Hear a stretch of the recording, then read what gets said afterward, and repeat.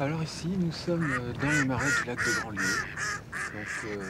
Marais qui sont secs l'été, exploités, fauchés, et qui sont sous l'eau l'hiver. Bon, cette année, il y a peu d'eau, l'eau est montée tardivement, mais enfin, ça y est, elle est montée. On peut chasser vraiment dans le milieu du marais tout en étant au milieu de l'eau. Donc là, c'est sur la commune de Saint-Philbert de Grandlieu, C'est quel département ça? Loire-Atlantique. Ok. Alors le lac, il a une superficie qui varie énormément entre l'été et l'hiver. L'été, il fait environ 3500 hectares et l'hiver, il peut monter jusqu'à 6500 lorsque tous les marais sont inondés. Il y a une variation de niveau d'eau, on va dire de 2 mètres environ entre l'été et les plus hautes eaux d'hiver. Alors, le cœur de la zone est en réserve. Il y a une propriété qui appartient à l'État, qui appartenait autrefois au parfumeur Guerlain, qui en a fait don il y a une bonne vingtaine d'années maintenant. Donc cette propriété fait 2700 hectares. Et à côté, il y a une propriété qui est achetée par la Fondation nationale pour la protection des habitats de la faune sauvage, qui est une fondation qui a été créée, qui est gérée et exclusivement financée par les dons des chasseurs. Et cette propriété est gérée par la Fédération des chasseurs de Loire-Atlantique. D'accord. Donc le but étant d'assurer la préservation du milieu, voire même d'améliorer la qualité du milieu, notamment pour l'accueil des oiseaux d'eau. Mhm.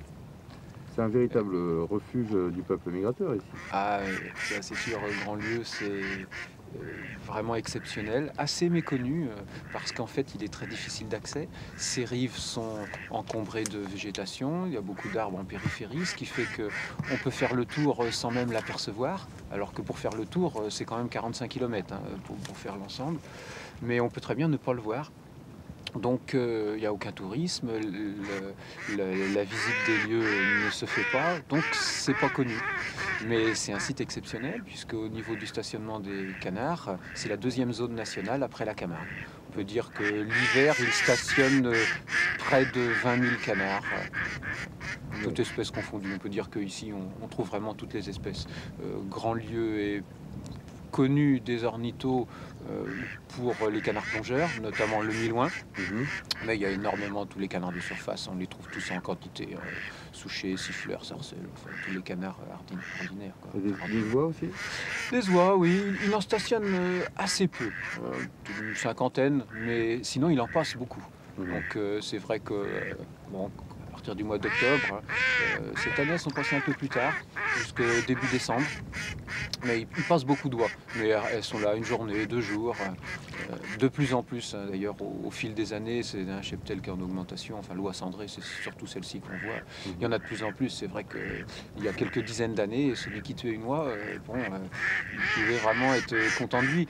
Aujourd'hui, c'est devenu beaucoup plus courant.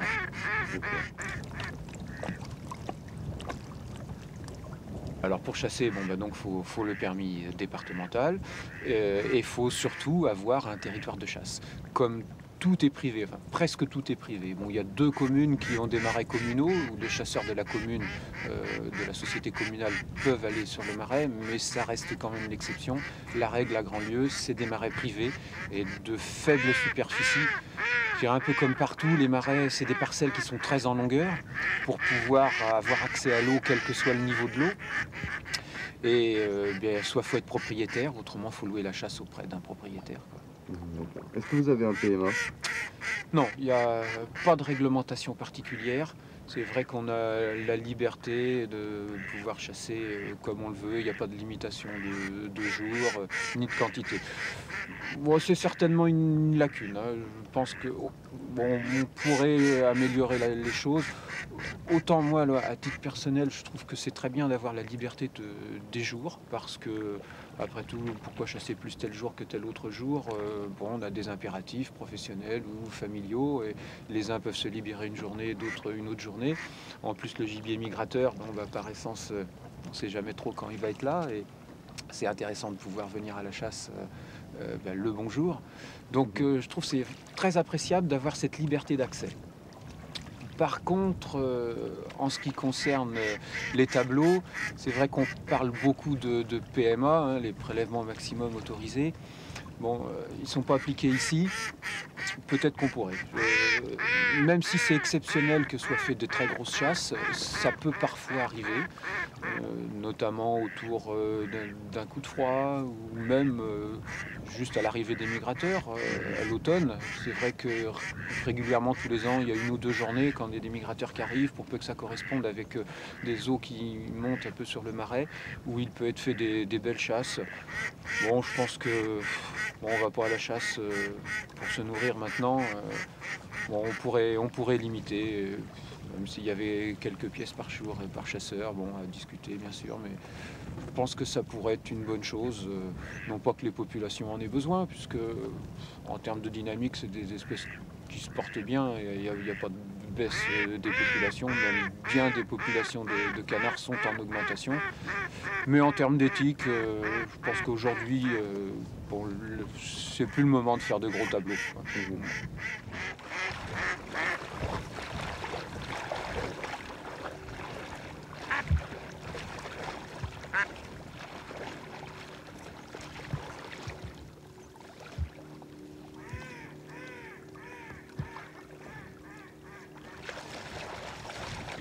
Moi, je suis équipé de façon assez minimaliste, on va dire. J'ai environ une trentaine de formes, et puis 3 cannes et un mâle. Bon, c'est vrai qu'il y aurait plus de formes, ce serait mieux. L'idéal, ce serait d'en avoir au moins le double, voire le triple. Parce que c'est vrai que sur ces grandes étendues d'eau, si on veut capter l'attention des canards, un gros jeu de forme bien dense, ça se voit quand même mieux. Et apparemment, c'est plus efficace. Mais bon, c'est encore des investissements en plus. Et puis quand il faut les mettre, c'est plus de temps, il faut venir encore plus tôt. Bon, je me contente de ça. Ouais, il y a quand même des jours où on a un petit peu de résultats. Mais bon, l'hiver, de toute façon, c'est très aléatoire. On peut venir 10 jours de suite, voir quasiment rien, puis le 11e jour, ça volera. Bon, et des fois sans que la météo ait apparemment changé. Donc ça, c'est difficile à gérer. Tu n'as pas de méthode de pique particulière?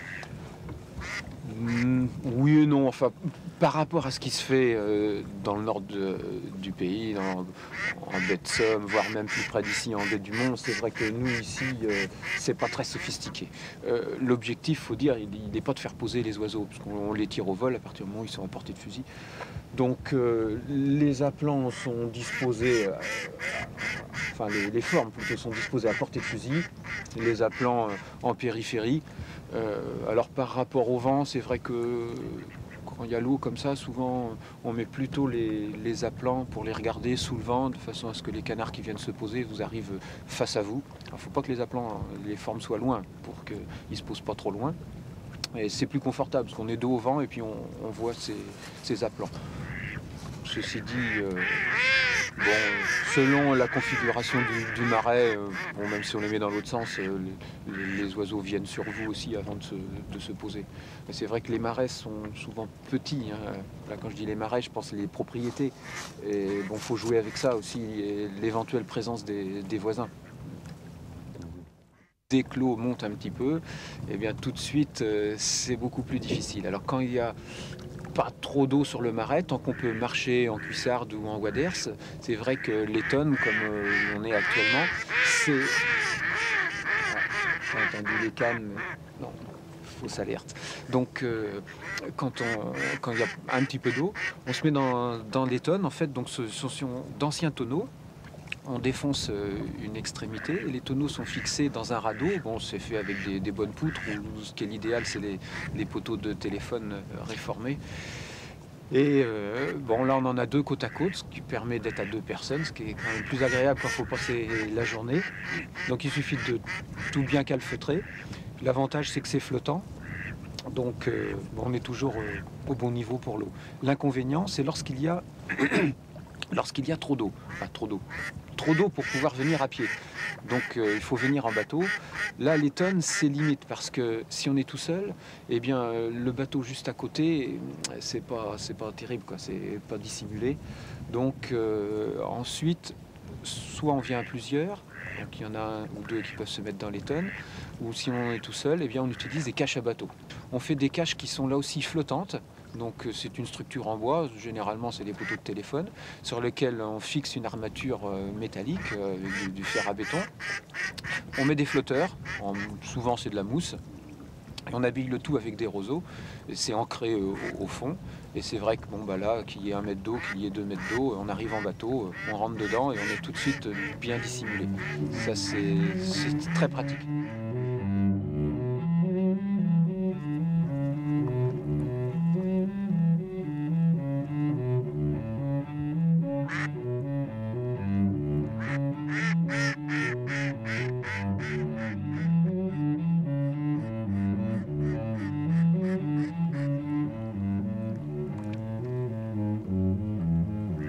Il y a longtemps que tu pratiques cette chasse?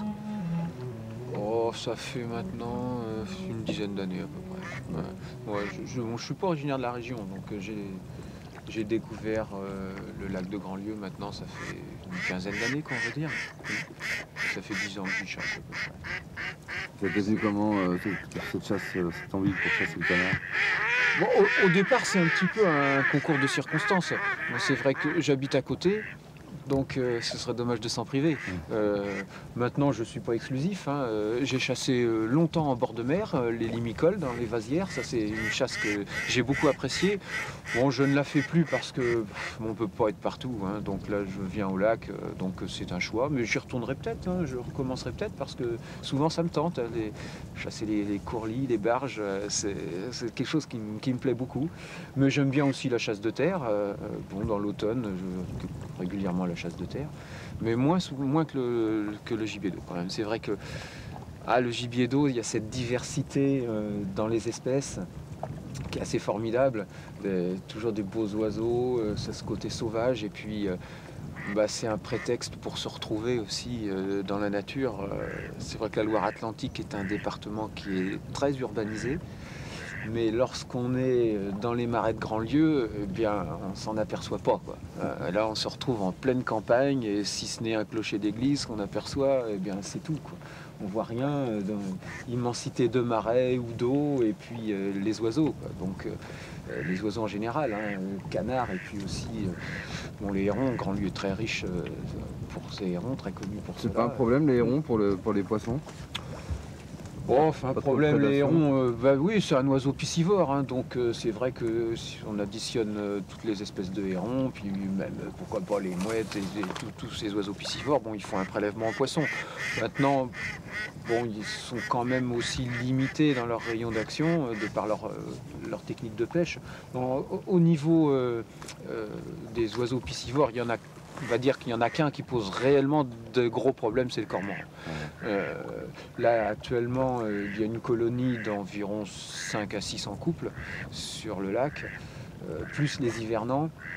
Donc c'est vrai que là, il y a un prélèvement en poisson qui est vraiment énorme. Bon, même si les cormorans pêchent les poissons les plus abondants, qui sont les poissons blancs, bon, ils font quand même des grosses fonctions, et les pêcheurs professionnels les accusent de la disparition du cendre. Régression du cendre. Et c'est vrai que le cendre, lorsqu'il est jeune, reste en banc dans les zones dégagées du lac, sur les fonds sablonneux. Et les cormorans en pêche collective doivent faire quand même de gros prélèvements. On les voit pêcher, c'est spectaculaire, hein. Il peut y avoir plusieurs centaines de cormorans ensemble. Il faut comme un arc de cercle. Il y en a qui restent en surface, d'autres qui plongent en profondeur. Mais les poissons giclent à la surface de l'eau, hein. C'est impressionnant. C'est vrai que quand vous avez 2000 cormorans, ça consomme 400-450 grammes de poissons par jour, plus les blessés. Et ça, c'est sûr que bon, ça compte, quoi. Donc là, les pêcheurs sont très fâchés avec les cormorans.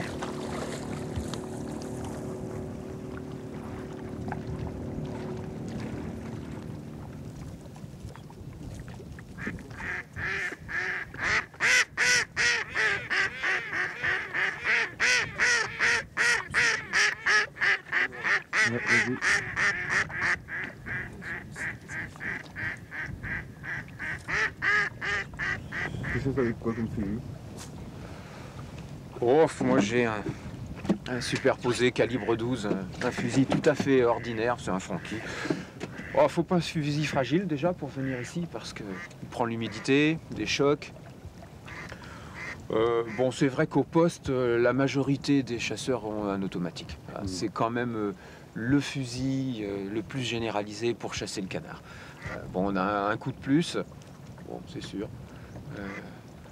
Maintenant, bon, moi, j'aime pas les automatiques. Je trouve pas ça beau, déjà. Et puis, c'est pas polyvalent comme arme.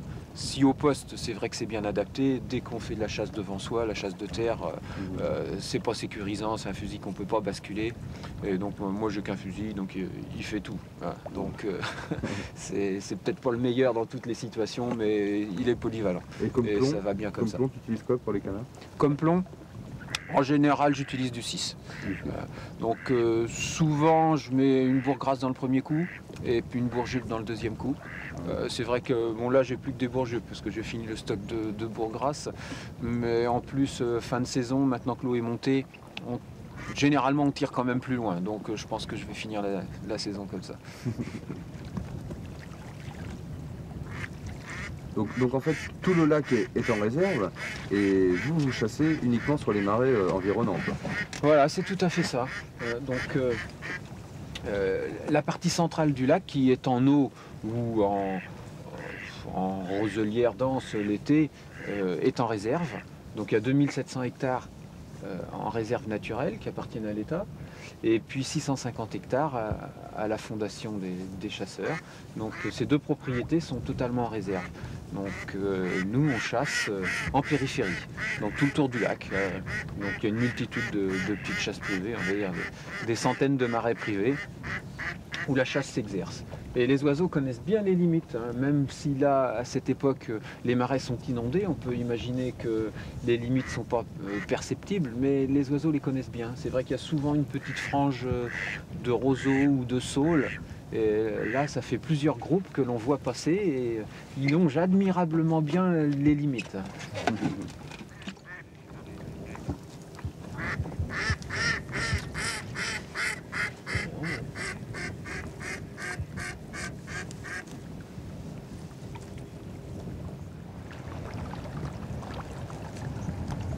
Donc en conclusion, qu'est-ce qu'on peut dire, Christophe, aujourd'hui?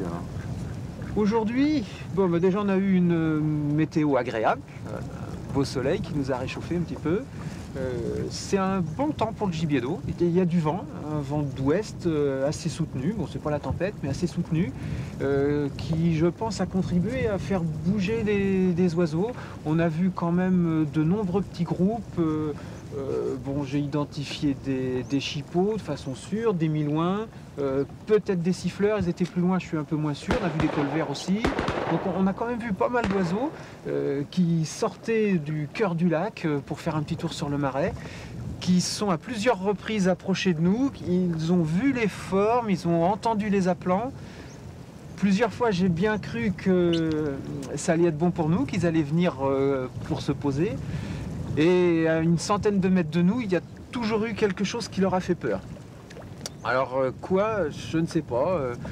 Bon, au bout d'un moment, je me suis dit que peut-être ils n'avaient pas envie d'entendre des appelants aujourd'hui, que le chant les effrayait un peu. Bon, j'y crois pas trop, mais enfin on sait jamais. Donc j'ai enlevé toutes les cannes. Puis ben, on voit que par deux fois encore, deux groupes ont eu la même attitude.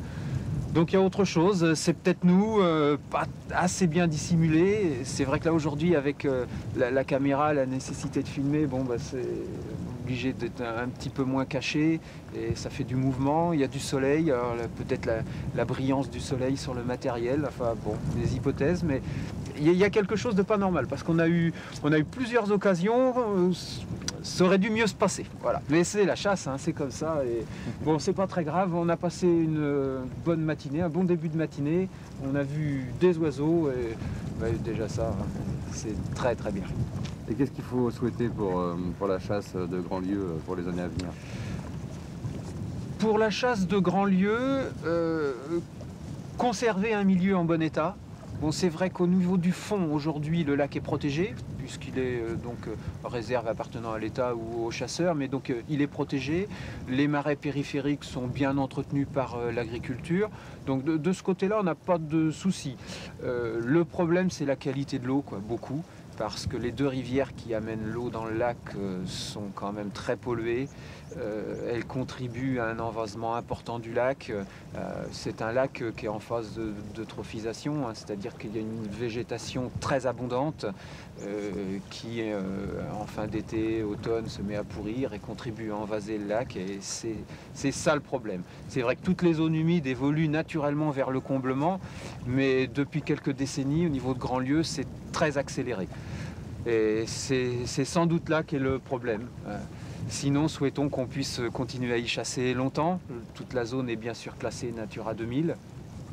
Donc, probable qu'à court terme, on ait des difficultés encore grandissantes au niveau de l'exercice de la chasse. L'avenir nous le dira. Mais autrement, pour l'instant, ça reste un site vraiment exceptionnel. Vraiment exceptionnel. C'est absolument magnifique et nous sommes à 25 km de Nantes.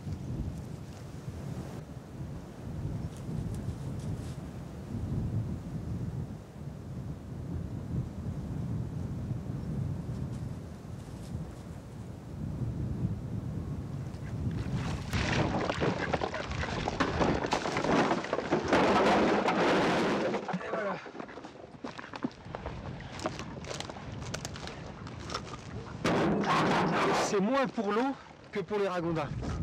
Parce que les ragondins viennent dessus, et si un ragondin tombe dedans, il fait un trou pour sortir et la tonne est foutue. Donc il faut absolument que ce soit couvert pour pas qu'il tombe dedans. On voit qu'ils viennent là, il y a des crottes dessus.